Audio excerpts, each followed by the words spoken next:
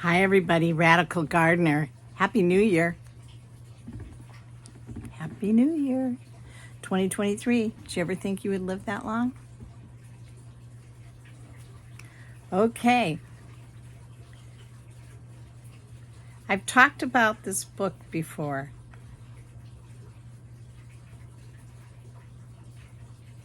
All right. So I'm going to read from, I'm on a new book, though I own the series, is The Power of Myth by Joseph Campbell, one of the great thinkers. And his area of expertise is mythology. But I'm sure the audience that I attract already knows that. So, oh, and I dyed my hair. It's red. You see? It's red and I cut it. I know I said I was never going to do that, but I couldn't take it anymore. So I lied to you. Okay.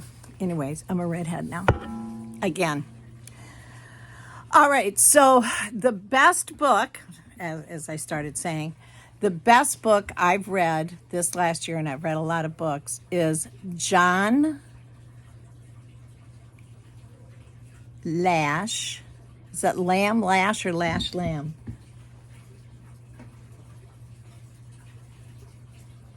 John Lamb Lash. Not in His Image. Oh my gosh, you have got to read this book. It is so well researched. And honestly, I recommend you read it with a couple of like-minded pals because there's so much in there that you can discuss with like-minded people or even people that aren't. I mean, if you've got friends that are up for the lively discourse. But it's all about how religion completely eradicated our connection with nature. But not only that, it made nature our enemy. And, I was thinking about that today, that, with all these hysterical things like global warming and all that, it's put us in this adversarial place. And honestly, we don't need anybody to tell us anything about any cycles if we were just paying attention, right? Because we're usually dealing with natural cycles. So like the grand solar minimum, if we're aware that there is a cycle every 11 years, that's the smaller cycle within the grand cycle. So if we are aware of that, then we know what we're going to prepare for, and we're not like, oh my gosh, I can't believe we got all this. It's like, okay, this is part of our universal flow. This is nature. This is what we need to do to prepare. And we are nature, and religion has made a point of saying that we're created in His image when we are created in an image of of nature. We come from the earth. We come from the nature. We are one with it. And when we're separated, then now we're not just separating from nature. We are separating from our creative selves. Because nature is the ultimate creator. So it's one of the reasons that religion, one of the first things they did 2,500 years ago is when they really took it on in a big way. It was with the onset of the Piscean Age, is that when organized religion happened, and then they started to take on the faiths like the Gnostics, which the Gnostics had it all. They knew it all. Their knowledge was amazing. But from the Gnostics to the Druids and religious people love to make you think that this is witchcraft and stuff. It's not. These are people that were connected to nature. So that was a real threat because as long as they really were not controllable. Right? Okay.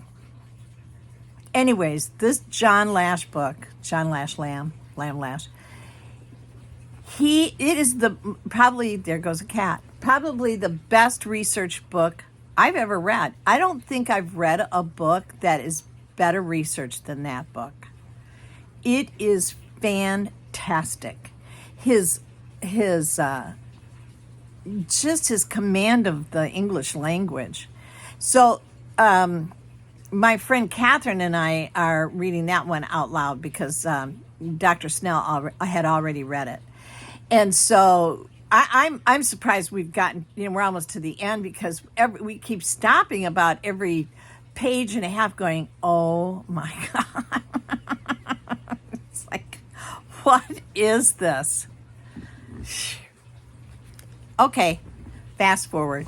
So we're finishing that book up, and in the meantime, Dr. Snell and Catherine and I are reading The Power of Myth, Joseph Campbell. It was really interesting because he's talking about mythology, and mythology is, again, the connection to our psyche. And mythology has had and probably always will have that connection to natural law. Okay? So I'm going to leave this with you as a gift for the new year. And probably a lot of you have seen it or heard it, but it bears repeating. So here, Bill Moyers this was on PBS years ago. And Bill Moyers is interviewing Joseph Campbell. And Joseph Campbell taught mythology at Sarah Lawrence, I think, forever, like one of the Ivy League schools. So here we go. Where should we start this?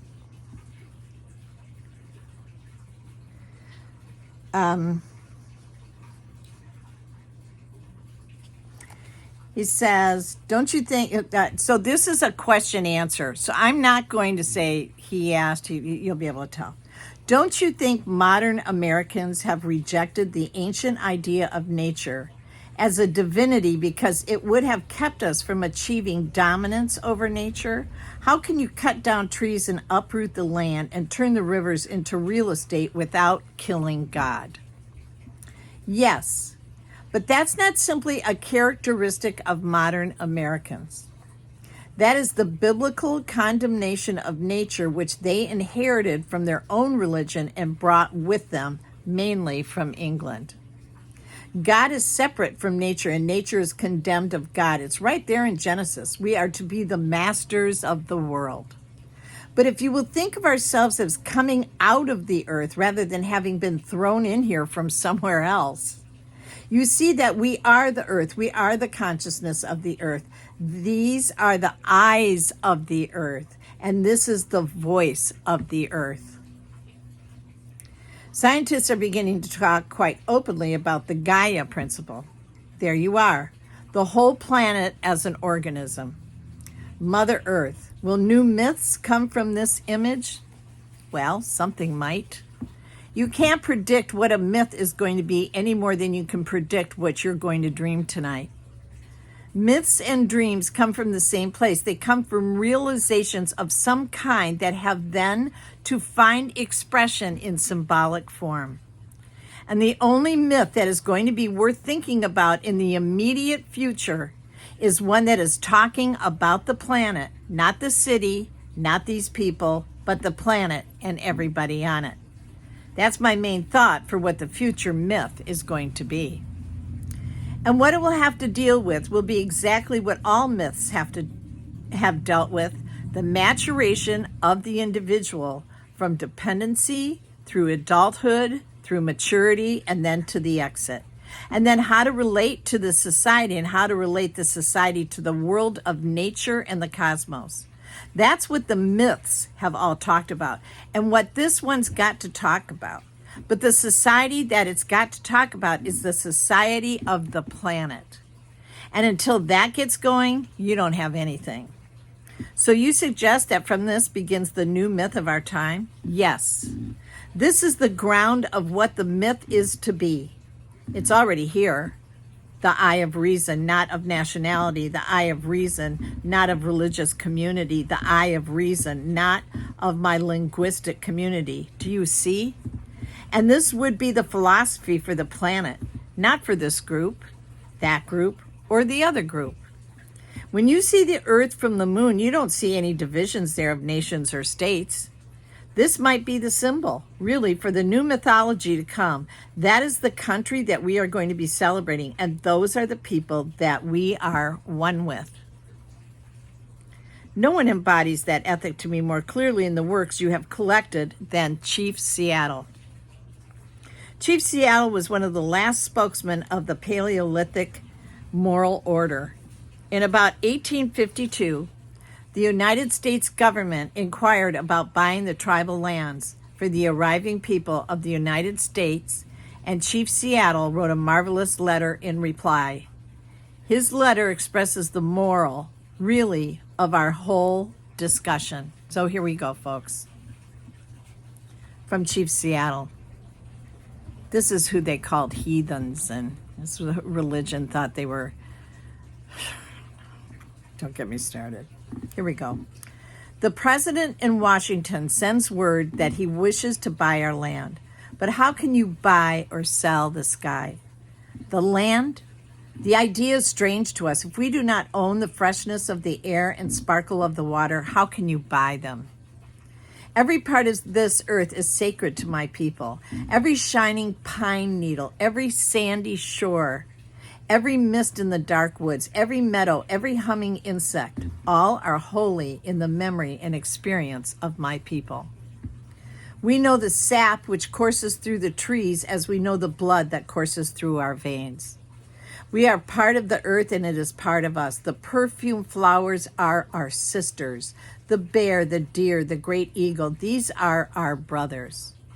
The rocky crest, the juices in the meadow, the body heat of the pony, and man all belong to the same family. The shining water that moves in the streams and rivers is not just water, but the blood of our ancestors. If we sell you our land, you must remember that it is sacred. If we sell you our land, you must remember that it is sacred. Each ghostly reflection in the clear waters of the lakes tells of events and memories in the life of my people. The water's murmur is the voice of my father's father. He's talking about a morphic field here. It's all there. It doesn't go anywhere. They knew that. Not bad for a heathen. The rivers are our brothers. They quench our thirst. They carry our canoes and feed our children. So you must give to the rivers the kindness you would give any brother. If we sell you our land, remember that the air is precious to us, that the air shares its spirit with all the life it supports.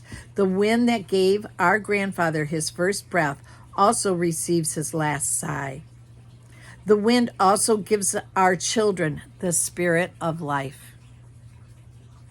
So if we sell you our land, you must keep it apart and sacred as a place where man can go to taste the wind that is sweetened by the meadow flowers. Will you teach your children that what we have taught our children? That the earth is our mother? What befalls the earth befalls all the sons of the earth. This we know. The earth does not belong to man. Man belongs to the earth. All things are connected like the blood that unites us all. Man did not weave the web of life. He is merely a strand in it. Whatever he does to the web, he does to himself. One thing we know, our God is also your God. The earth is precious to him, and to harm the earth is to heap contempt on its creator. Not to mention Sophia, who's our earth mother. Your destiny is a mystery to us. What will happen when the buffalo are all slaughtered? The wild horses tamed? What will happen when the secret corners of the forest are heavy with the scent of many men and the view of the ripe hills is blotted by talking wires? Where will the thicket be? Gone. Where will the eagle be? Gone. And what is to say goodbye to the swift pony and the hunt? The end of living and the beginning of survival. Excuse me. When the last red man has vanished with his wilderness and his memory is only the shadow of a cloud moving across the prairie, will these shores and forests still be here? Will there be any of the spirit of my people left? We love this earth as a newborn loves its mother's heartbeat. So if we sell you our land, love it as we have loved it. Care for it as we have cared for it. Hold in your mind the memory of the land as it is when you receive it. Preserve the land for all children and love it as God loves us all. As we are part of the land, you too are part of the land. This earth is precious to us. It is also precious to you. One thing we know, there's only one God, no man, be he red, man, or white. I'm sorry. Let me read that again. One thing we know, there's only one God. No man, be he red man or white man, can be apart. We are brothers after all. Doesn't get better than that. So,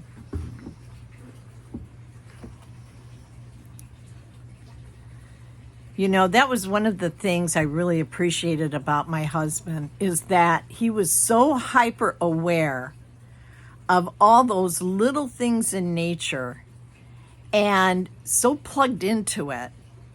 You know, I remember he would always scooping water out of our swimming pool. I said, "What are you doing?" And he said, "I'm saving bees." And the bees would land to get a drink of water, and then they would drown. And so Joe had figured that out right away. And so when he saw a bee, he would hurry over and he would scoop it out of the water so it wouldn't drown. Or, you know, the little geckos, the little tiny ones, you know, if when he saw one got squished, he was just beside himself, like, you know, and this was a man's man. This was not some, you know, his heart was big. And I think too, because he was a soldier and a protector, he just felt that he was here to protect all those things that couldn't protect themselves. That is the definition of a real soldier, of a real fighter, of a real warrior, one that will protect, right? It's the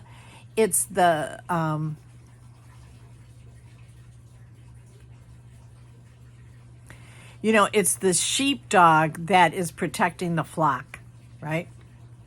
Against the wolves. So, dragonflies, you know, oh my gosh, dragonflies. Oh, I hope it doesn't land there. You know, it might not. I mean, constantly.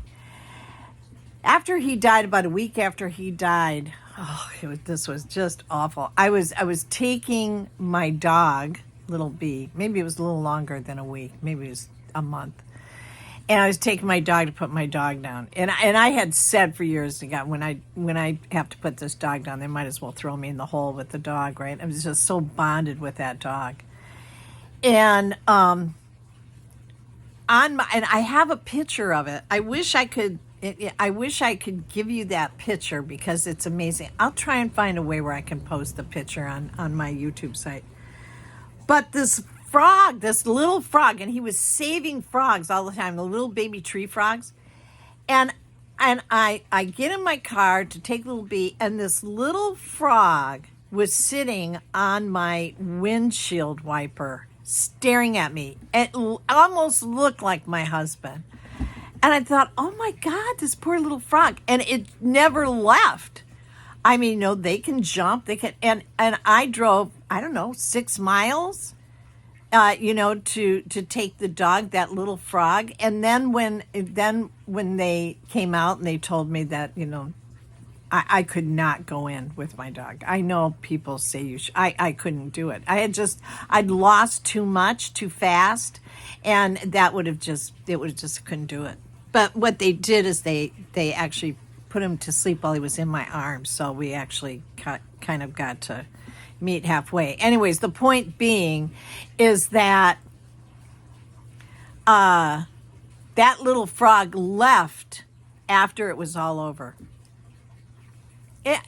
Nature, I've got a lot of stories like that. People have told me stories, you know, where they've connected with these tiny little, you know, like a woman tells this great story about about a fly that has one wing, and I you know, you could just, it's amazing when you get into the fact that we are the same mindset, we're in the same field as nature. We are of nature, and all we have to do is open up and connect to it. And that really is our future. That is going to be our mythology. We don't need to listen to whatever Greta or whoever these people are, or the elite who is talking about global warming, and they're actually pitting you against nature, right? And like, we don't even need any of these people to tell us anything. All we have to do is pay attention. All we have to do is pay attention. That's it. You know, we are of the earth. Own it. Own it. We're not separate. We're not here to dominate it, right? So I don't know. That's what's been on my mind. So anyway, Happy New Year. I love you all. I'm going to try and grow my channel a little bit more this year. I miss having my big old channel, but you got to put a lot of effort into it. I'm so busy. It's really hard to do. I don't know how, like, people like Oppenheimer and these people, or the X-22, how the hell did they put out 1 or 2 freaking videos a day? They must not sleep. I have no idea how they do it. Okay, so anyways, Radical Gardener, from my garden to yours, may your garden always grow. You know I'm sending you a ton of love. And could you hit the like button, you know, because you like me? Good. Okay, cool. All right, you guys. See you soon. Happy New Year. Goodbye.